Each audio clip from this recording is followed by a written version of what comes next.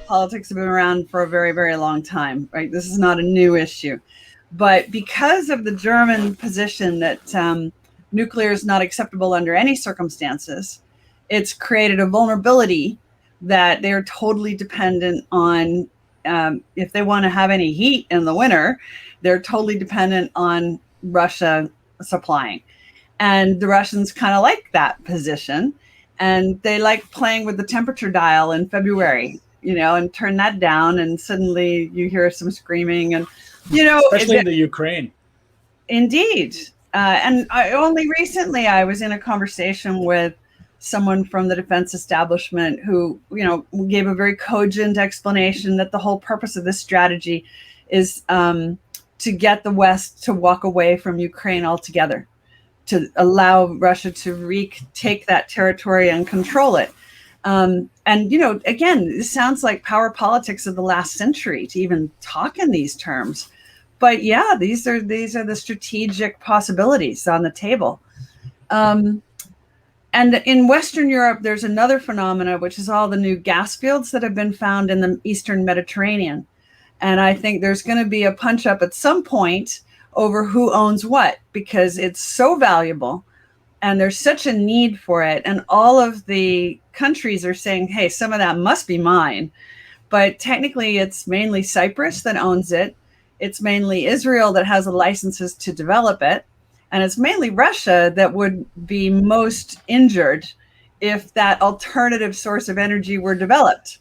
So that's another place I kind of keep my eye on things. And, fire on an offshore rig in the Mediterranean at 3 a.m. kind of, who does that serve? Like there are certain parties that might not want those rigs fully operational. And I do think you could get some conflict between different countries like Egypt, Israel, Cyprus, all saying, hey, this is mine. No, it's mine. No, it's mine. So how about Saudi Arabia in that context? Mm-hmm. Saudi Arabia definitely doesn't want their prominence in the energy world undermined in any way. Well, actually, you say that and I hear you, but there's something much bigger going on in Saudi, which is like the big oil companies like BP and Shell. They've decided that they want to go for net zero, that actually being so dependent on carbon emissions generating energy is a dangerous place. And that's why one place to watch with some care is this new geographical location they call Neom. And Neom is a city-state, which is vast, that they are building. And it is intended to not only be a zero carbon city, but to be a place where they develop sources of income for Saudi that are not dependent on oil. And so that community will be, all the traditional rules about gender will not apply. It will be highly science research oriented. The highways they've already committed are going to be built out of these solar panels that actually charge electric cars as you drive on them. So all of the power comes from the sun blasting down on the solar panels, and you charge your car just by driving. So Tesla might be interested in that technology because they had a plan about this, but I don't think it ever went through. Yeah. So, and in this way, Saudi is really at the forefront of innovation in moving away from oil. And so it's going to be interesting to see whether they can accomplish this task. It's very ambitious. So they committed like $250 billion to this project over the next 25 years or something. Like it's just an astronomical sum, and this amazing centrally planned Silicon Valley type, but nice coastal city looking to cultivate the reefs and everything like it. Yes. It does sound like a really interesting project. It does. It does. So this is MBS's vision, I guess, from pivoting, and you do raise a good point. So do you see Saudi Arabia perhaps extricating itself from this quagmire that is the Middle East, even though they do still sort of use their weight in OPEC and trying to keep the Iranians down, this whole Shiite Sunni millennial tussle? there. But it's hard to imagine that Saudi Arabia would step back completely from that arena and the weight that they pull in. I totally see where you're going with this point about the pivot, and it is definitely something that, given the global trend and the zeitgeist for green and for climate change, it behooves them to sort of plan for the future. But for the next few years, it's unlikely that they would take this complete step back.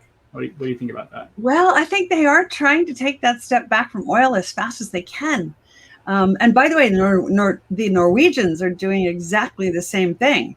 And weirdly, the price for fish is now higher per barrel than the price of oil. And traditionally, the Norwegians made more money out of fish than oil. And now they're back in that position again. And they're like, well, let's focus our attention on generating revenue from nature and keeping nature in good shape, because we make as much or more as we do from oil. So Saudis are not alone in this reassessment of what's the right way forward. Saudis, of course, in this very awkward position because the world is holding them accountable for what happened with Khashoggi.